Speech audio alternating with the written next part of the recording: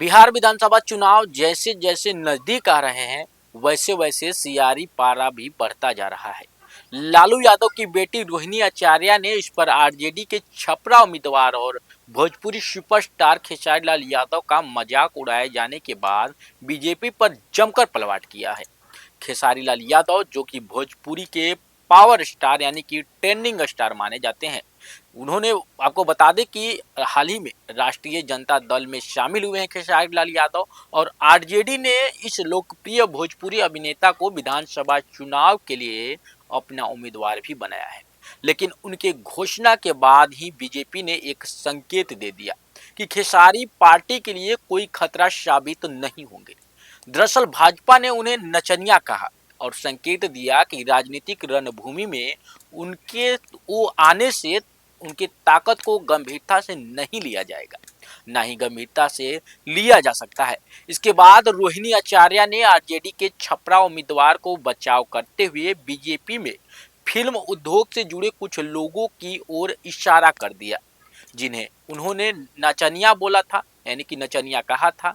दरअसल रोहिणी ने यह कहा कि भाजपा वाले खेसारी लाल यादव को नचनिया कह रहे हैं, लेकिन उनकी पार्टी के लोग क्या, उनके पार्टी में भी तो लोग हैं। उन्होंने कई लोगों का नाम लिया, मनोज तिवारी, रवि किशन और हेमा मालिनी।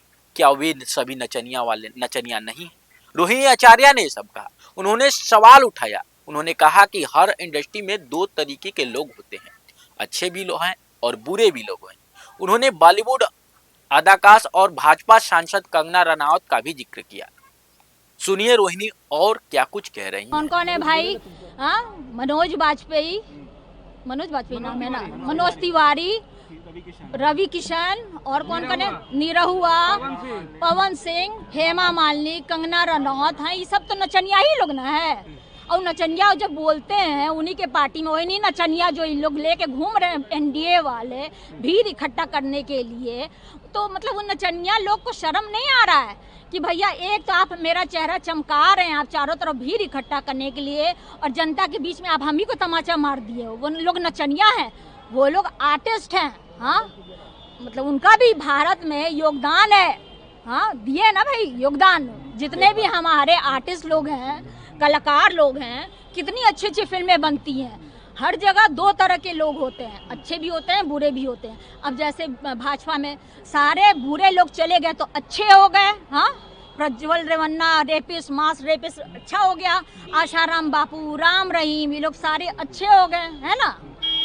तो ये लोग कैसे, इनको तो विरोध करना चाहिए। हाँ, कि कलाकार को कोई नचनिया बोलेगा, मतलब यही भाषा वो लोग बोलते हैं। वही नचनिया लोग को यूज कर रहे हैं भीड़ इकट्ठा करने के लिए, क्योंकि उनके पार्टी में तो कोई आ नहीं रहा, उनके इलेक्शन में कोई भाषण सुनने के लिए तो आ नहीं रहा। काहे कि ये लोग अपना ठिकरा फोड़ना चाहते हैं। इन्होंने 20 साल से कुछ भी नहीं किया। उसको अब उसको छुपाने के लिए क्या बोलेंगे, तो कभी नचनिया बोलेंगे, कभी जंगल राज बोलेंगे, कभी लालू परिवार को गाली देंगे। तो सुना आपने रोहिणी आचार्य के इस जवाब के बाद अब भाजपा और राजद के नेताओं के बीच एक बार फिर से जुबानी हमले पड़ने की संभावना है, क्योंकि दोनों एक दूसरे पर चुनावी मौसम में बातचीत का स्तर गिराने का आरोप लग रहा है। बिहार में 6 और 11 नवंबर को 2 चरणों में मतदान होना है। आपको बता दें कि मतगणना 14 नवंबर को होगी, यानी कि जो परिणाम आने वाले हैं, गिनती होने वाली है, वो 14 नवंबर को होगी। और फिर देखना होगा कि बिहार की जनता किसे चुनती है। देखिए, बिहार विधानसभा के चुनाव का डंका बज चुका है और 2 चरणों में बिहार विधानसभा का चुनाव होना है। पहला चरण का चुनाव 6 नवंबर को होना है और दूसरे चरण का चुनाव 11 नवंबर को होना है।